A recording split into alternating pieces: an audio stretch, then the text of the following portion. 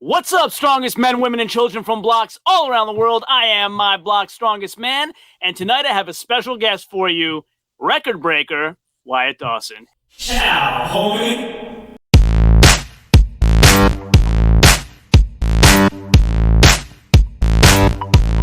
Welcome back to My Block's Strongest Man, where we bring strongman into the mainstream by discussing all of the latest strongman events in the greatest analytic detail that you'll find anywhere on YouTube. If you haven't done so yet, subscribe to this channel. Make sure to comment below whether you agree or disagree with my videos. I love the engagement, and I respond to every single comment. Now on to today's topic. You mentioned about kind of the sandbag and, like, let's call it perpetual payout until somebody beats it, right? So it's interesting you brought that up because I had a follow-up question about that. What do you think about, should that be applied to the other record breakers as well, to the women? Like, what do you think about that? Personally, yes. I think there should have been something.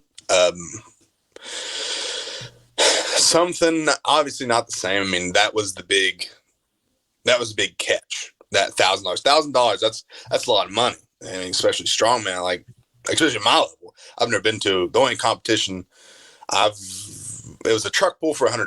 That was the only monetary value I've gotten in any competition. Okay. I mean, that's big, and I would really like to see more money being thrown at the women's this side. So one of the women said something about that there, and oh, really? Yeah. I wish there was definitely a cash payout for them, because that was, even though the men's block press record was broken at 360 by Steve Schmidt. Steve Schmidt. There we go. Yeah. Crazy good. I think it was 374, if I remember correctly. Yeah, so that's even better. I think so. But I mean, the women were coming leaps and bounds too. I'd really like to see next year there'd be some more money on the line for them. I mean, the women in strongman, it's come so far. I mean, it's just as competitive as men, if not more. I mean, It's crazy. I'd love to see some cash getting spread out, but I can understand why there wasn't at this one, just because it's like, hey, there's this big ticket for this big lift. Got it. Okay. Yeah. Maybe in the future years he'll see some things differently. And I'm not David or anything. I mean, it was a great show and everything like that, but no one touched that $1,000. So True. Yeah. The women deserve it for sure. I mean, Jessica, I interviewed her and she told me, she's like, yeah, I broke that record with a bad elbow. Yeah. So. Yeah, she's going for a circus record at Clash at the Coast, 185, and she's doing it with her off hand because she has a bad elbow on her good hand. That's nuts. I was training circus this past weekend, and it's a whole different ball game. I'm just doing it for fun. It's not a competition, but just doing it. It's a completely different lift. I'm enjoying it, but doing it with my offhand just to break her. That's nuts. Yeah, it's crazy. I always I don't know if you caught the Shaw Classic at all, but Brian does that. He alternates hands, and I thought, well, that's smart. You don't get tired if you have to go for reps, but it's hard to lift with your offhand. I was actually talking to a guy that owns a gym, a Citizens Gym in Paducah, recently about that very same thing. I said, well, I see a lot of these guys train dual-handed. I said, what's your thoughts on that? He said, what we used to do is, because he was a strongman a few years back before an injury took him out, he said we would press with our offhand until we got too tired with our offhand, and then we'd be fresh for our good hand. Okay, I see. That makes sense, but I don't know. A circus dumbbell for reps does not sound like a good time at all. Yeah, I tried playing around. I got one of the fat grips, and I'm just using a regular barbell, playing around with it myself and build up. But when a regular person tries it, I hear she's doing 185. I'm struggling with 85. It's like, holy crap, It's technique is strength. I mean, all of strongman. I mean, it's just a dual-edged sword where, I mean, you take an implement 300 pounds or even 80 pounds over your head. If you drop that sucker on your head, it's going to do the same damage. You're going to get a headache from it. And I mean, it's just technique and strength. That's what strongman is. Yeah, that's true. So, you were 300-pound weight class at Mammoth, right? So that's up to 300. That's what, 231 to 300, I guess? Yes. Okay. So what are your thoughts about when you're doing strongman events, getting up toward the top of a weight class to maximize your strength? How much does that matter? I think it depends a lot on the competition. What I'll do is, personally, I'll try to I won't watch my diet. I don't never really eat bad, but I won't like be super strict about it until about 2 months leading up to the show. And then I start cutting out all the garbage and start prepping my meals more and everything. I think it's good if you do it the right way, because you have a lot of calories to spare. So if you can healthily be at the upper end of the weight, it's great, or like carb load or whatever. But if you're just doing it like, I need to get 5 more pounds fatter to lift this, so that's not going to do you any good, especially with all the movement events. It's actually probably going to be detrimental. So it's good and bad. I mean, I like to if you're cutting for a weight class, it's different. But if you're trying to eat as much as possible for a weight class, you could definitely do it a bad way. You could really mess yourself up with any movement event, because it could just feel like you're going to throw up every step you take. Right. Yeah. And the moving events at Mammoth, I don't know if you got a chance to watch them. They were pretty grueling. Yeah. I ended up not doing them. Just because after I got the record breaker and I did some of the other events, I was wiped, because it was 3 hours just for the record breaker. So I'm going home. I got work. But, I was looking forward to the movement events, but it just wasn't in it that day. But yeah, it was natural stone, Atlas stone, heavy Mauser carry, and Husafeld. And Husafeld. Back and forth, back and forth, back and forth. I really liked how you could pick which side you started from. But this was a wild Mammoth show, because I heard David say something about, I couldn't pick from these number of things, so I just added them all in.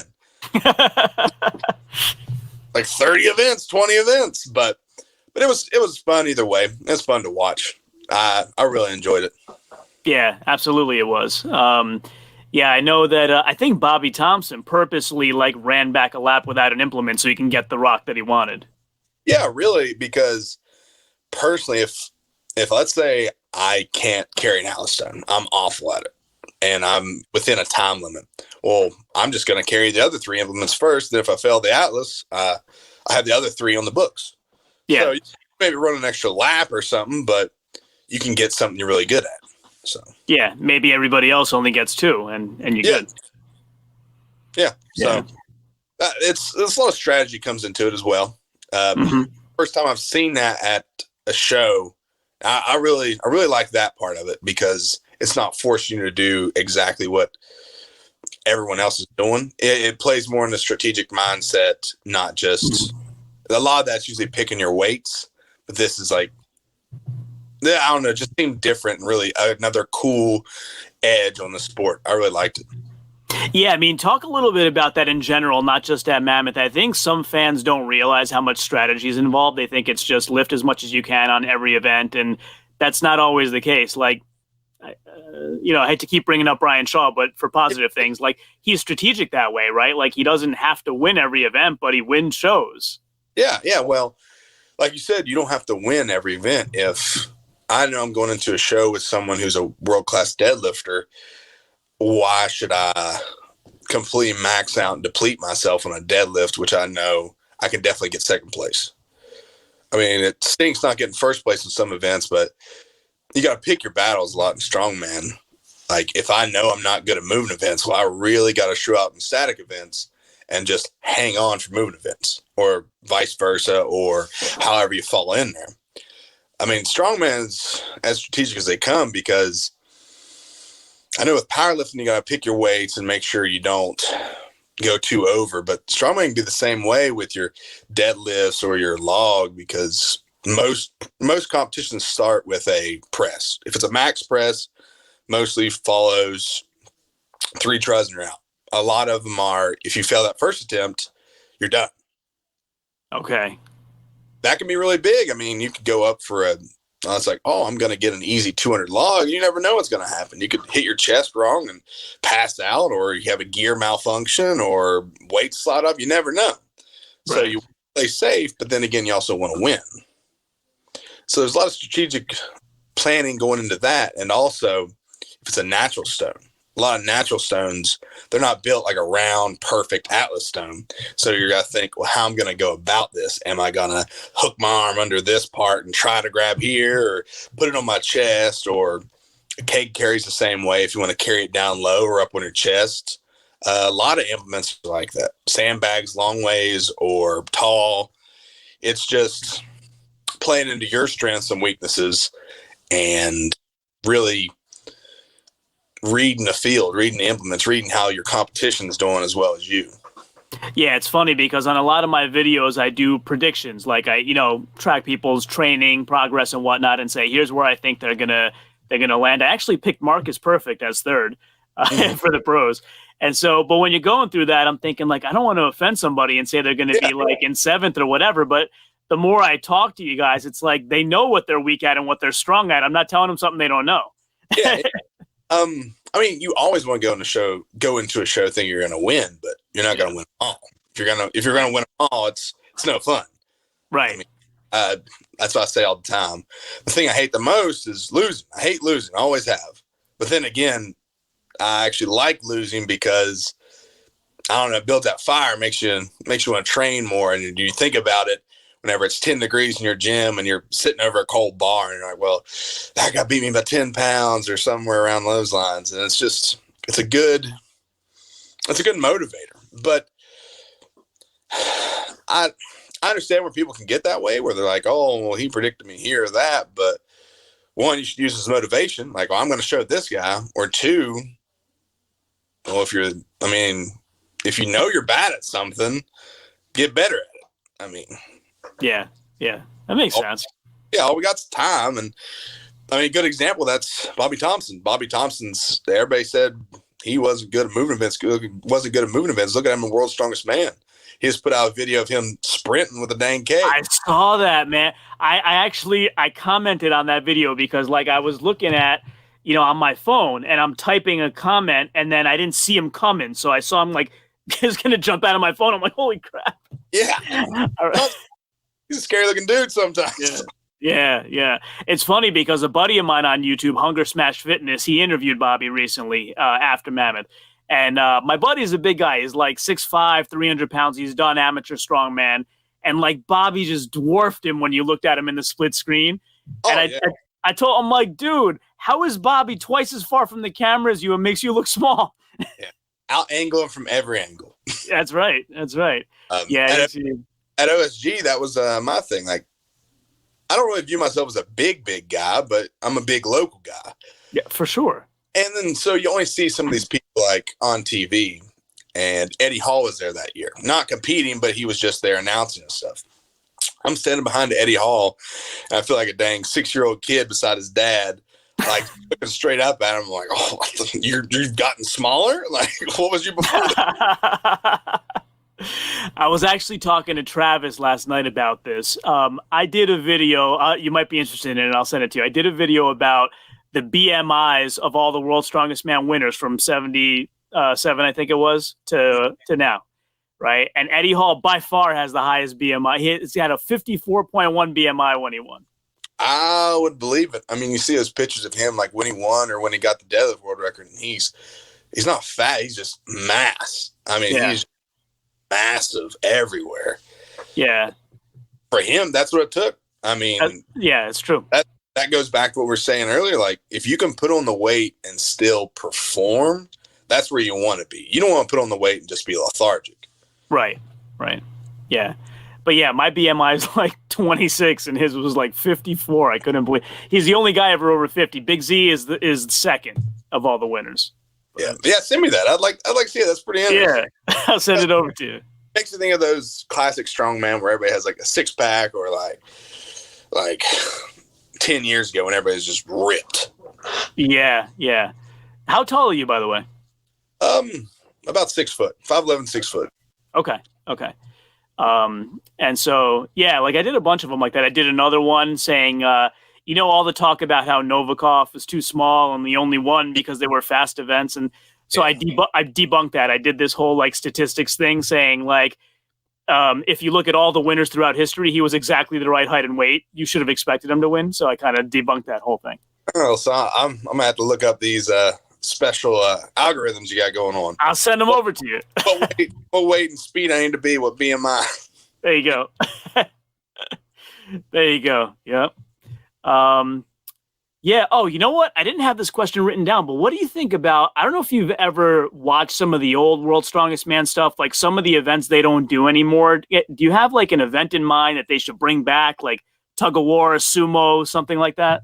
Man, I've been thinking a lot on this, and Eddie Hall and Brian Shaw just had a recent video about the sumo wrestling. They was doing some Q&A, and the sumo wrestling come up, and then I did some more digging, and apparently a lot of people got hurt doing sumo wrestling. I don't think sumo wrestling is the way to go with the sport, just by how the sport is. I'd love to see tug of war come back. The tug of war over the pit of water, I think that'd be perfect. I mean, you want to talk about a mind game in like the middle of World's Strongest Man. I mean, someone's your competitor and you're all neck and neck, and all of a sudden they pull you off your feet into a dang pit of water or something. That'd be awesome. I'd love more of that, and I'd love more of obscure events. I'm just gonna call them that. Maybe not carrying a washer on your back and run around a track, but something wild and crazy that I think more people could relate to. I mean, I think they used to have weights in a washing machine hoisted up with a rope, and they would or just stuff like that. Just, I think part of strongman lore is being a spectacle, circus. I mean, it's fun. You want the crowd to be oohs and ahs. Not saying that what we do now isn't, because what we do now is awesome, everything about it. But I think there is still something about doing like super obscure things that normal people or people who aren't in the world at all can relate to. Yeah. Yeah. I mean, some of them were really cool. Some of them were a little weird though. Like I forgot, it wasn't a World's Strongest Man. I forget what event it was, but there was one that was literally a potato sack race. Yeah. Oh yeah. I remember that. Yeah. Race and rebar bending in the mouth. Man, I don't have good enough dental for that. That was Franco Colombo, man. He's crazy. Yeah. I remember that one. So, man, all that being said, would you return to Mammoth next year, try to break your record? Possibly. If the cards fell right, yes. If everything goes well, I'm gonna try to beat it again, and I think it's June, July or March. That's the Paul Mauser in Morgantown, West Virginia. I'm going to try to be it there. I'm thinking about adding considerable more weight to it. I'm going to have to buy an actual Mauser block. But if everything goes well, I'm hoping to put up some big numbers. Yeah, I heard Paul Mauser's not making them anymore, but I think he gave the recipe to Frank Gonzalez, who's going to make them now.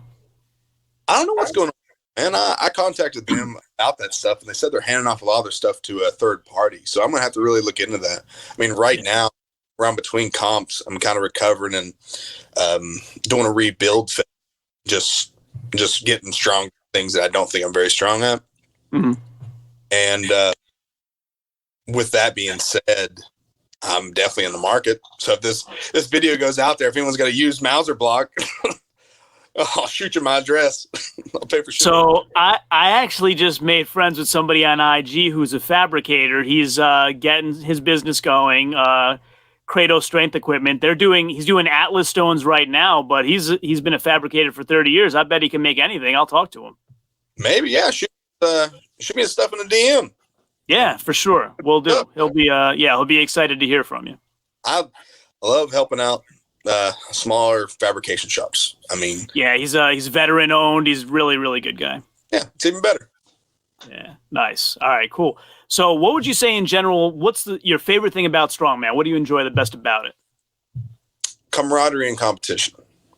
That's something you don't find in a lot of sports, I don't think. A lot of sports you'll have competition, but not camaraderie, or the opposite. I love a good competitive. Personally, I love a good competitive sport. I mean, like, I want to beat you more than anything, but there's nothing better than doing that. And then award ceremony being at a bar and you're kicking back a few drinks with your competitors, or like me and the other guys that were trying to break the block record. Whole time we were cutting up, talking.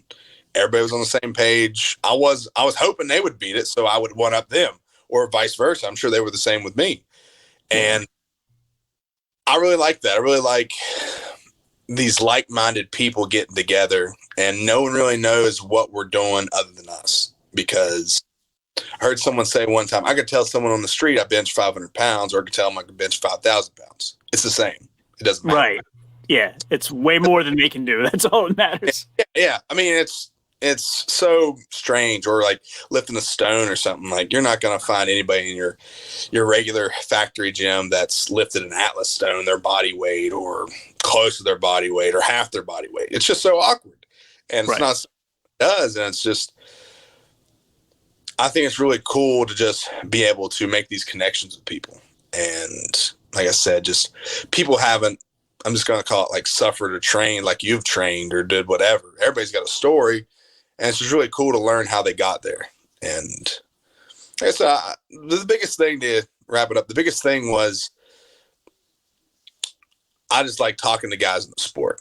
Like, obviously I want to beat them. I want the edge, but I ain't going to keep my secrets away from anybody, because if they're better, it makes me better, because I got to get better than them. Does that make sense? Like, iron sharpens iron. Yep. Yeah, that makes sense. That makes a lot of sense.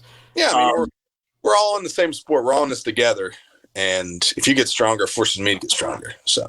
Yeah, but you're right, though. A lot of other sports don't work that way. I've talked to people who, have powerlifted before and then gone into strongman. They're like, powerlifters put on headphones, heads down. They don't want to be bothered. And strongman, you're like on the sideline sharing food with each other, cheering each other on. It's like everybody that I speak to talks about the camaraderie in strongman. Yeah.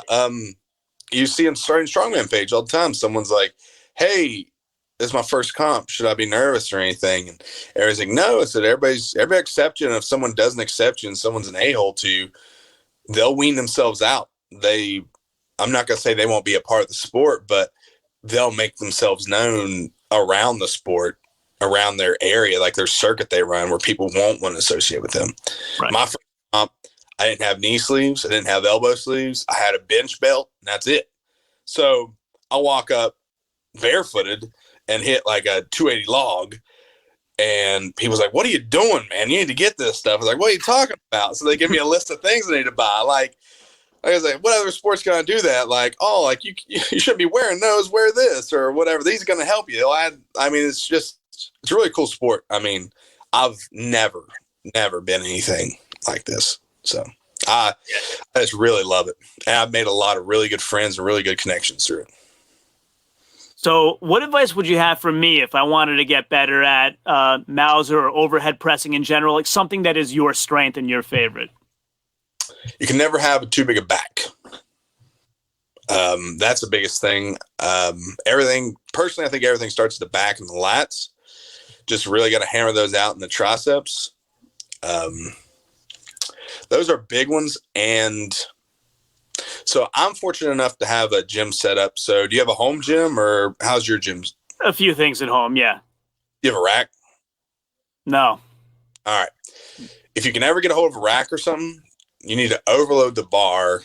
So if I'm training for a log press, I'll get a football bar and I'll set it to a log lockout height, and I'll overload the bar to what I want to get to or over that. And I'll do a hold. And then, so I'll do like a 15-second hold. It was one of the recent videos I put on my Instagram.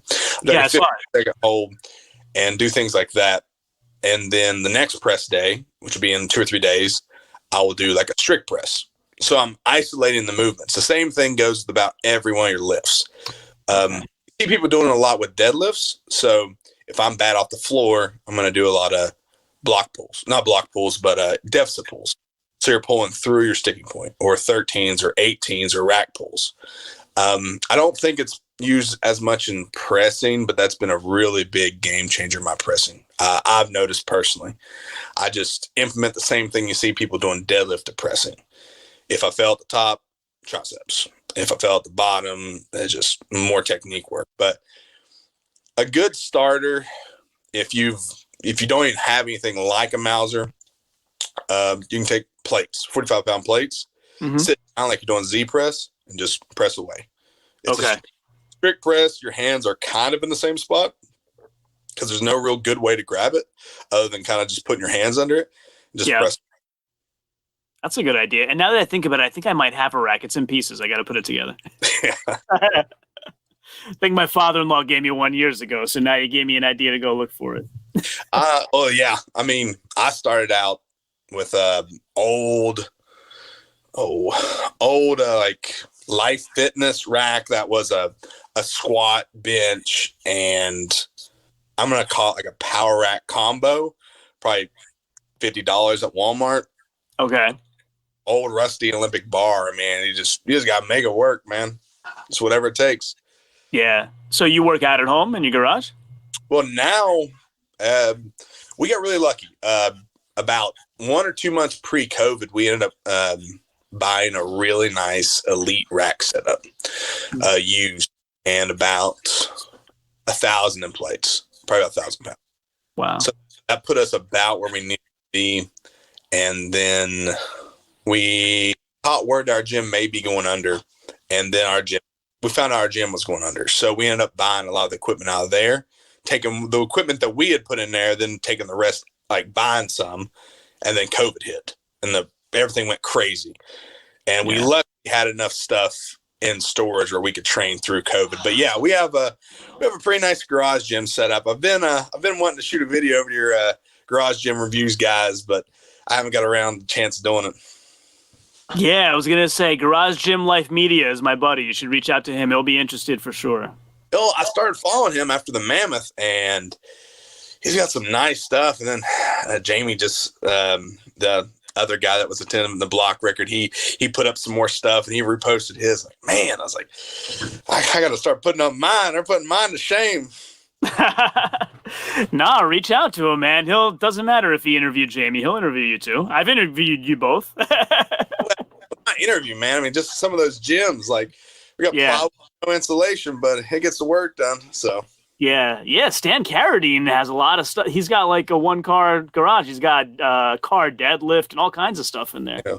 I mean, then you got Clayton Andrews. You ever seen his setup? No. Look up Running Strongman. Whenever he's crazy strong presser. He holds the actual world record, I think, for 231 and for 231, I think still. Just a monster of a presser. He suffered an injury last year and it really put him out. But his gym, man, you couldn't put more stuff in it. I think he got in trouble with his what's that called? Like the people that take care of like a neighborhood, like like a neighborhood watch. Kind of. It's association. Yeah. Oh, yeah. Like a condo association. Yeah. Yeah. Well, I think they got onto him for having like a landmine out in the yard or something, down or whatever. But no. But yeah, man. Until you start putting stuff in a garage, you don't really think about how much stuff can actually fit. I mean, we ended up getting it's not an 8-stack. It's a 2-stack. It's a 2-stack cable, and we squeezed it in there. Let's just say that we had to cut a few walls out, but it fits. Wow, that's funny. So we've been talking a lot of strongman. What other hobbies do you have outside of strength training? I do a lot of stuff. Do a lot of outdoors. So I'm big into hiking, camping, all that stuff. All of that. I'm trying to think of other ones. I mean, I do about it all. I just started skateboarding again a little bit, but nice. Trying to stay safe doing that. That would be a unfortunate injury. Yes.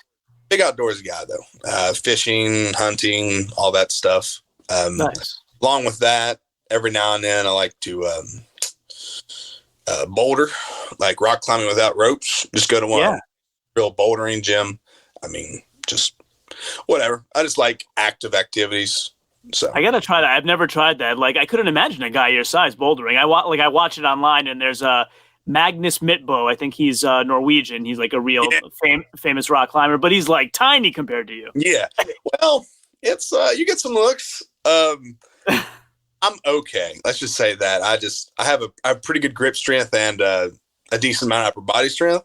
Mm-hmm. So I'm pretty good at knowing where like to place my body and everything. But last one we went to, there was some panels starting to bend outward once we got towards the top that I may have stayed away from for the rest of the day. I was like, well, I don't want to break that.